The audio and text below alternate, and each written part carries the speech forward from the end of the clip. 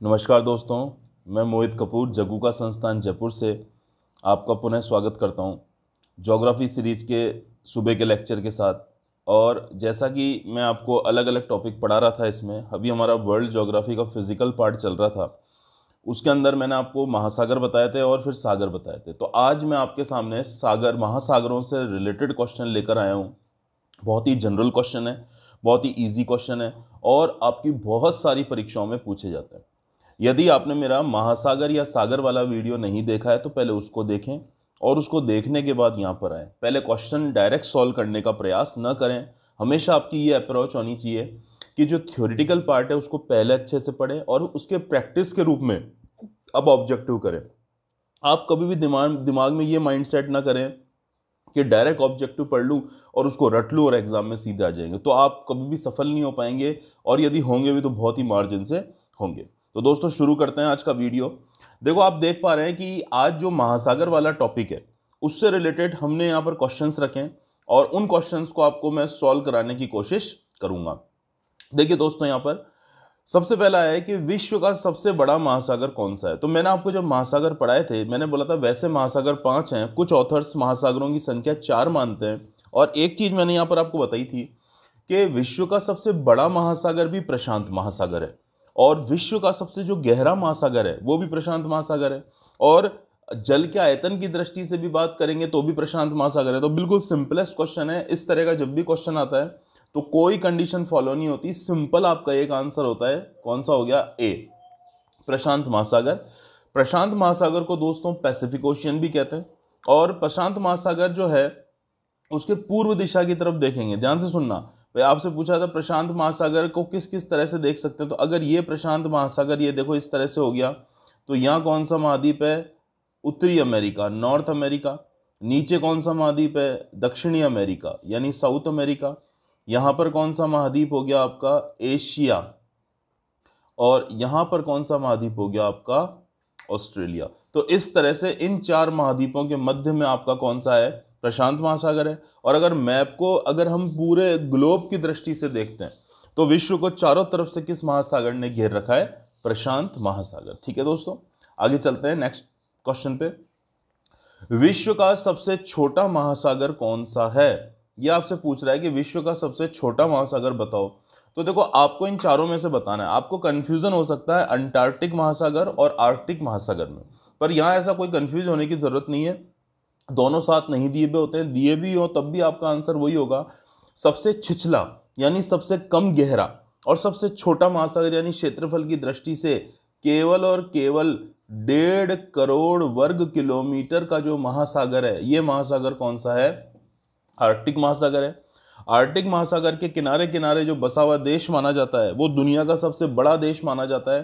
क्षेत्रफल की दृष्टि से रूस माना जाता है। ठीक है दोस्तों, आगे चलते हैं। अच्छा, ये आर्कटिक महासागर एक ऐसा महासागर है जो वर्ष भर बर्फ से जमा रहता है और इसमें आगे बढ़ने के लिए हमें बर्फ तोड़ने वाले जो जहाज होते हैं जिनको हम आइस ब्रेकर्स कहते हैं उनका प्रयोग करते हैं। आगे देखते हैं, क्वेश्चन नंबर 3 की ओर चलते हैं।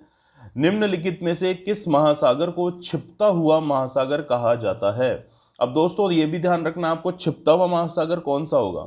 वही महासागर होगा जो सबसे छोटा होगा, या ऐसा महासागर होगा जो उच्च अक्षांशों पर होगा। क्योंकि आपने देखा होगा, ये देखो इस तरह से मैं पृथ्वी बनाऊं, अगर इस तरह से पृथ्वी बनाऊं तो देखो ये बिल्कुल सेंटर में भूमध्य रेखा है।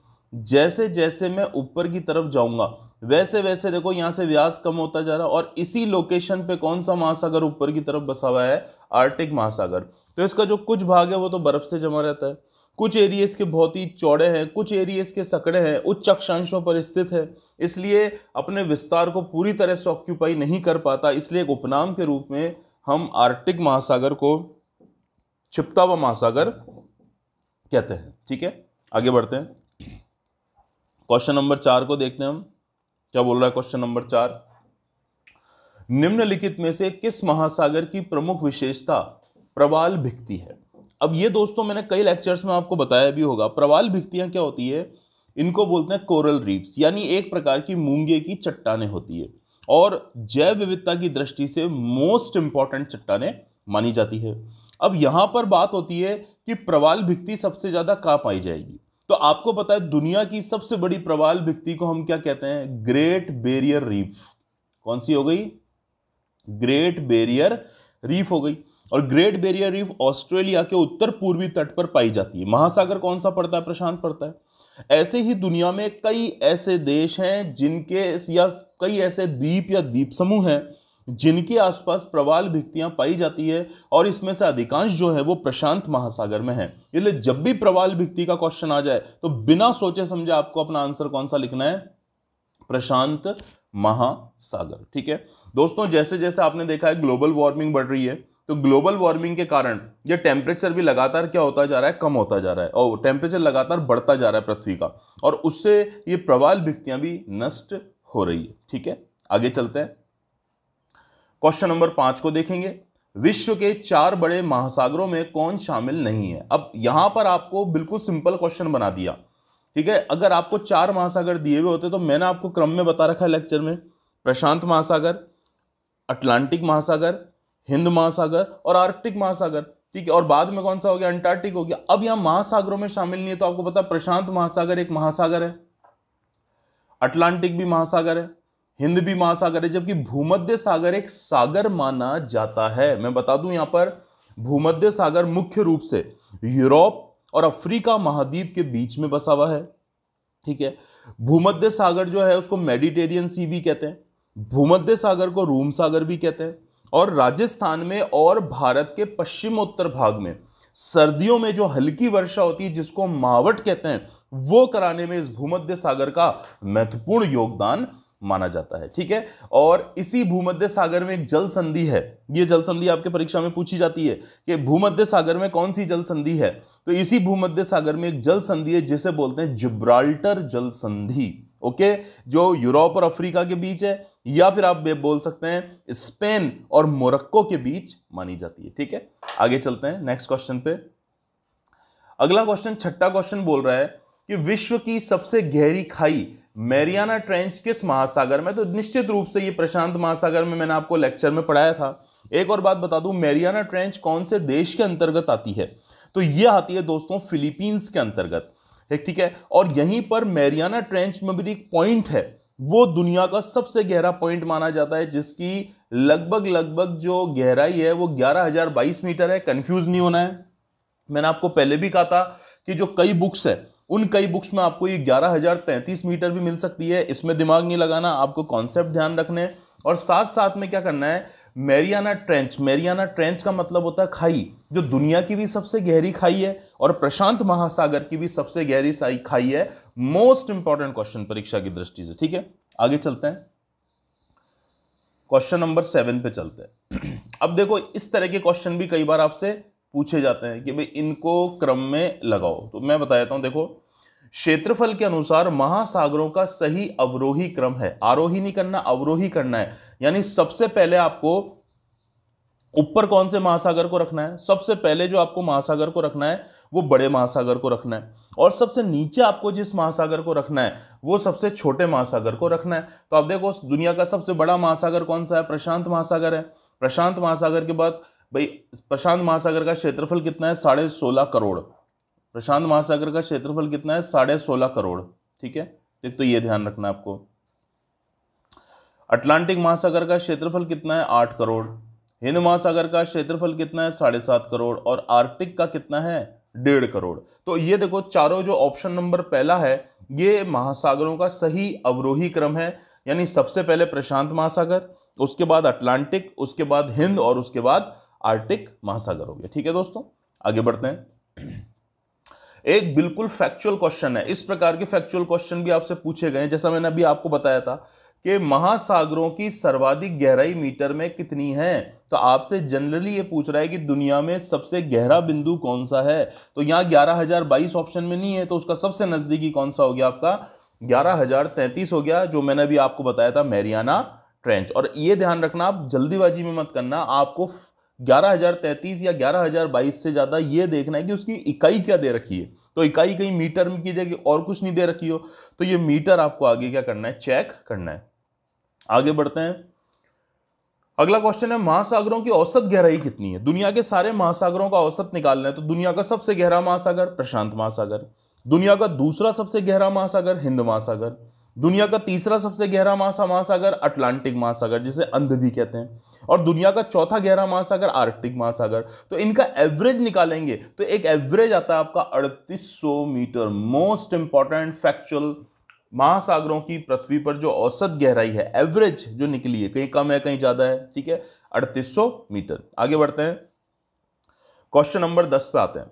विश्व का सबसे चौड़ा महाद्वीपीय मग्न तट किस महासागर में है? अब ध्यान से सुनना, चौड़ाई बोल रहा है आपसे, ठीक है। आर्कटिक महासागर ऐसा महासागर है जो मैंने आपको बताया था रूस के किनारे किनारे फैला हुआ है। इस तरह रूस के किनारे किनारे पूरा का पूरा क्या माना जाता है? फैला हुआ माना जाता है। ये इस तरह से ये पूरा का पूरा आर्कटिक महासागर क्या है? फैला हुआ है। तो स्लोपिंग ज्यादा है, बहुत तीखी स्लोपिंग नहीं है, स्लोपिंग नॉर्मल है, इसलिए बड़े बड़े तट पाए जाते हैं, ठीक है। और ये तट भी बर्फ चूंकि जमी रहती है इसलिए आपको कम दिखते हैं, ये उससे भी ज्यादा क्या है? चौड़े हैं। तो ये क्वेश्चन आपका कई बार पूछा गया, इतना मोस्ट फ्रिक्वेंट नहीं है पर आपको पता होना चाहिए कि विश्व में सबसे चौड़ा महाद्वीपीय मग्न तट, तट क्या होता है? आप किसी भी ओशियन के या समुद्र के किनारे नहीं जाते हो बीच पे, तो आपने देखा होगा पूरा का पूरा जो तट होता है, तो उस तट की बात हो रही है, कोई कंफ्यूज होने की जरूरत नहीं है। क्वेश्चन नंबर 11 की बात करते हैं। निम्न में से कौन सा महासागर उत्तरी अमेरिका महाद्वीप को स्पर्श नहीं करता? अब देखो, अटलांटिक महासागर करता है, बिल्कुल करता है, उत्तरी अमेरिका महाद्वीप को स्पर्श करता है। आर्कटिक महासागर भी बिल्कुल करता है उत्तरी अमेरिका महाद्वीप को। प्रशांत महासागर भी करता है, हिंद नहीं करता, क्योंकि हिंद महासागर कहां पर है भाई? हिंद महासागर मुख्य रूप से कहां हो गया? एशिया में हो गया, एशिया में मुख्य रूप से फैला हुआ है, ठीक है, एशिया ऑस्ट्रेलिया के आसपास। तो हिंद महासागर नहीं करता, इसलिए आपका अगर आंसर पूछा जाए कि आंसर कौन सा है, तो ये तो बिल्कुल सिंपल क्वेश्चन है। आपको मैप तभी बताया मैंने, जितने भी वर्ल्ड ज्योग्राफी लियो, दूसरे लियो, इसलिए इसको मैप से बता रहा हूं ताकि लोकेशन याद रहे। कितनी चीज रटोगे तो आपको चीजें ध्यान रखनी है, ठीक है। आगे बढ़ते हैं क्वेश्चन नंबर 12 की ओर। निम्न में से कौन सा महासागर उत्तर दिशा में एशिया महाद्वीप द्वारा अवरोधित है? तो दोस्तों ये भी वही है, मैंने आपको बताया था, एक महासागर आपको बताया था, ये देखो इस तरह, ये अरब प्रायद्वीप हो गया, ये देश हो गए, ये भारत हो गया, ये चाइना हो गया, ये देखो ये एशिया महाद्वीप है। और ये जो महासागर फैला हुआ था पूरा, ये आपको मैंने कौन सा महासागर बताया था? हिंद महासागर। तो हिंद महासागर को मैंने क्या बोला था? अर्ध महासागर।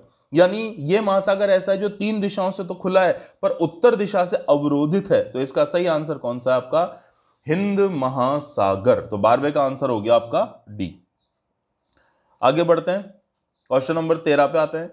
निम्नलिखित में से कौन सा महासागर एक ओर तो एशिया को और दूसरी ओर उत्तरी अमेरिका महाद्वीप को स्पर्श करता है? पूरा क्वेश्चन दिखा देता हूं आपको। निम्नलिखित में से कौन सा महासागर एक ओर तो एशिया को और दूसरी ओर उत्तरी अमेरिका महाद्वीप को स्पर्श करता है? तो एक तरफ तो एशिया है, अब देखो यहां पर, यहां मैं आपको बता देता हूं, यह आपका नॉर्थ अमेरिका महाद्वीप हो गया, यह आपका यहां कौन सा महाद्वीप हो गया? ये एशिया हो गया। अब इनके बीच कौन सा महासागर फैला हुआ है? प्रशांत है। तो निश्चित रूप से आपका आंसर कौन सा हो गया? प्रशांत महासागर हो गया, जो दुनिया का सबसे बड़ा महासागर था। इसको भी लोकेशन मैंने समझाई थी, आप वर्ल्ड मैप देख लो, 1 सेकंड में आपको पता चल जाएगा, कुछ भी नहीं है, सबसे इजी टॉपिक है वर्ल्ड ज्योग्राफी, ठीक है। आगे देखिए, 14वें क्वेश्चन पे देखते हैं। उत्तरी अमेरिका महाद्वीप के पश्चिम में कौन सा महासागर स्थित है? उत्तरी अमेरिका, वो ही सेम क्वेश्चन, ये देखो उत्तरी अमेरिका महाद्वीप आपसे पूछा हुआ है, यही सेम क्वेश्चन आपका है। ये देखो नॉर्थ अमेरिका, और नॉर्थ अमेरिका के पश्चिम में कौन सा महासागर है? इधर एशिया हो गया आपका। तो ये मैंने कौन सा बताया आपको? प्रशांत। तो इसका आंसर भी कौन सा हो गया? प्रशांत महासागर। बिल्कुल सिंपल क्वेश्चन है, लगता है हमें पता नहीं क्या है, पर सिंपल क्वेश्चन है एकदम, ठीक है। आगे चलते हैं। अग्निवलय यानी रिंग्स ऑफ फायर की उपस्थिति किस महासागर में पाई जाती है? दोस्तों मैंने आपको ज्वालामुखी वाला टॉपिक पढ़ाया था, आप चाहे तो देख सकते हैं वीडियो, अगर नहीं देखा है तो अभी तक। ज्वालामुखी वाले टॉपिक में मैंने आपको यह बताया था कि विश्व में सबसे ज्यादा जो ज्वालामुखी हैं वो प्रशांत महासागरीय पेटी में फटते हैं, यानी उन देशों में फटते हैं। तो सीधी सी बात है, जब प्रशांत महासागर ने दुनिया को चारों तरफ से घेर रखा है तो ये देश भी चारों तरफ स्थित है दुनिया में, और जब यहां से ज्वालामुखी फटेंगे, सक्रिय ज्वालामुखी फटेंगे, तो एक आपको इमेज कैसी दिखाई देगी? पूरे गोलाकार में अग्नि अग्नि है, इसलिए इसको अग्निवलय कहते हैं। इसलिए इसका आंसर कौन सा हो गया? प्रशांत महासागर हो गया, ठीक है। आगे बढ़ते हैं लास्ट क्वेश्चन की तरफ। लास्ट क्वेश्चन है आपका, अटलांटिक महासागर का सबसे गहरा भाग कौन सा है? इसका मतलब ये पूछ रहा है, जैसे मैंने आपको बताया था प्रशांत महासागर का सबसे गहरा गर्त कौन सा बताया था? मैरियाना। हिंद महासागर का आपको सबसे गहरा गर्त कौन सा बताया था? जावा, वो सुंडाग्रत जो जावा द्वीप के पास है। इसी तरह से अटलांटिक महासागर का सबसे गहरा बिंदु पूछ रहा है, ये भी मैंने आपको दिखाया था, प्यूर्टो रिको। कौन सा है?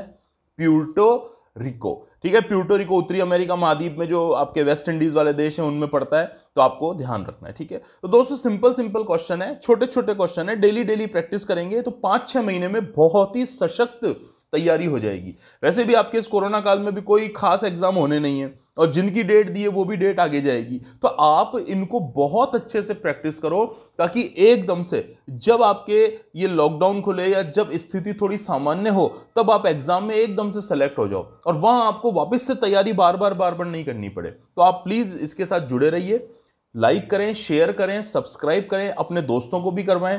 5 तारीख से स्टूडियो आ रहा है, तो वहां ये, चूंकि मैं इस सॉफ्टवेयर पे इसलिए ले रहा हूं, बोर्ड पे इसलिए नहीं ले रहा क्योंकि कई मैप रहते हैं तो वो वहां बनाए जाने इतनी जल्दी पॉसिबल नहीं होते हैं। तो जब डिजिटल हमारे स्टूडियो शुरू हो जाएगा 5 अगस्त से, तब मैं आपके सामने डिजिटल स्टूडियो से ही, डिजिटल बोर्ड पर ही मैप के माध्यम से इसको और अच्छे से समझाने का प्रयास करूंगा। और 15 तारीख से हमारा एंड्रॉइड मोबाइल एप्लीकेशन भी लॉन्च हो रहा है। देखते रहिए दोस्तों, बहुत बहुत धन्यवाद।